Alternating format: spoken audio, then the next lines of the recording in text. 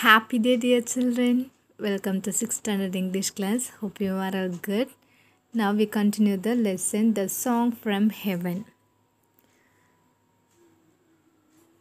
Later that night, Father Moore decided to write down what had happened in his diary.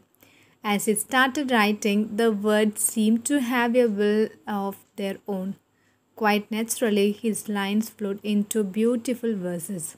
When he finally stopped, Father Moore found that he had composed a poem. The next morning and Christmas Day, the music teacher of the village school, Franz Xaver Guber, came to visit Father Moore. When he read the poem, he took out his guitar and composed a tune to match the words. The poem thus transformed into a lovely song. Father Moore and Francis Gerber decided to sing the song at church.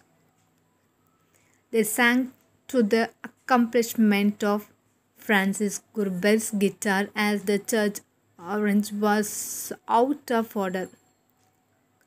The congregation at the church loved the new song. They hummed along and were deeply moved by the words. The song had begun to spread its magic. A few days later, an organ builder from another village came to repair the church organ. It is fine now, he told Franz Gerber. Please play a tune and check. Gerber began to play the new song. The organ builder stood wrapped with awe. As the musical notes washed over him, his heart filled with joy.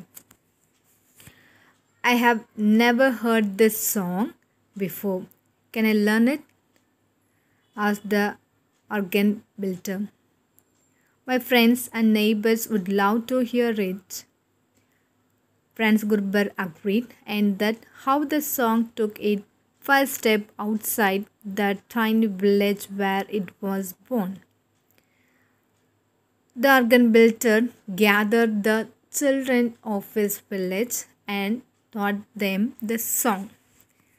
They called it Song from Heaven, and soon it became popular in several neighboring villages as well.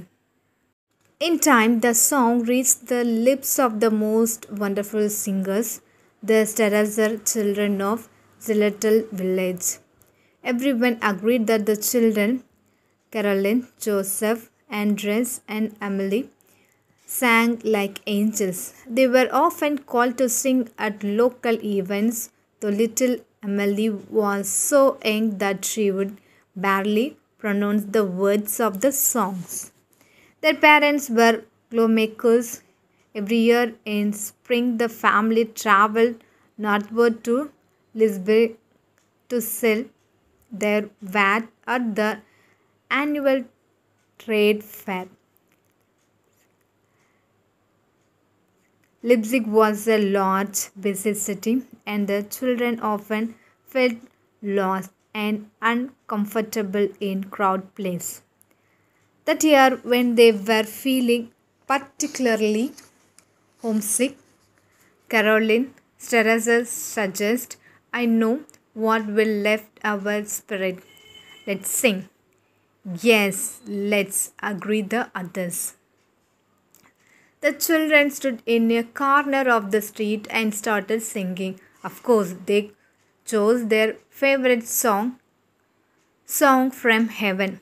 Soon people stopped and gathered around the children, mesmerized by their melodious voice and the beautiful words. Once more, they cried each time the Starazer children finished the song. One elderly man in particularly observed the children keenly. When they had finished, he walked up to them.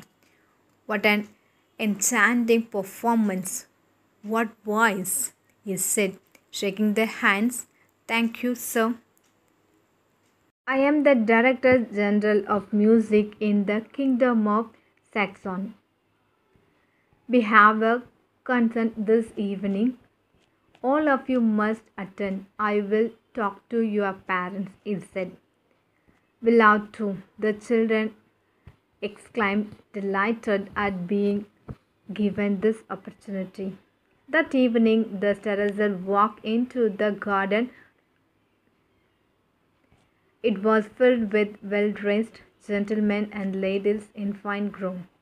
They sat in the corner enjoying the music. Then, as the last note of the final song rang out, the director general of music walked on to the stage. Ladies and gentlemen, he said, a short while ago, I had the privilege of listening to the finest voice that this land has ever known. I'd like to invite them on stage to sing their beautiful song for our Highnesses, the King and Queen of Saxon. Please come up.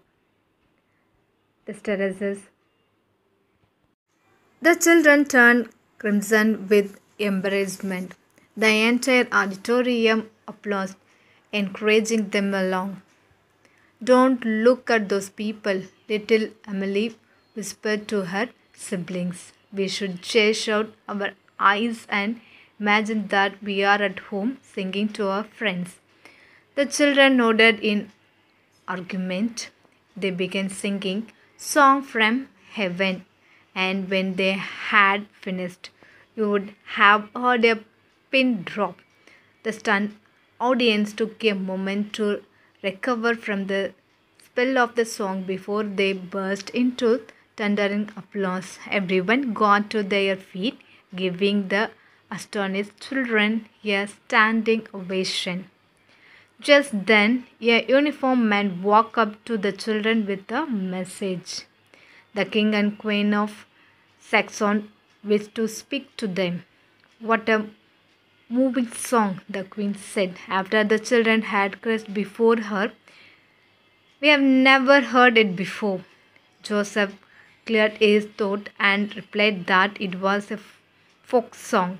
Well, you must sing it for us again, said the king.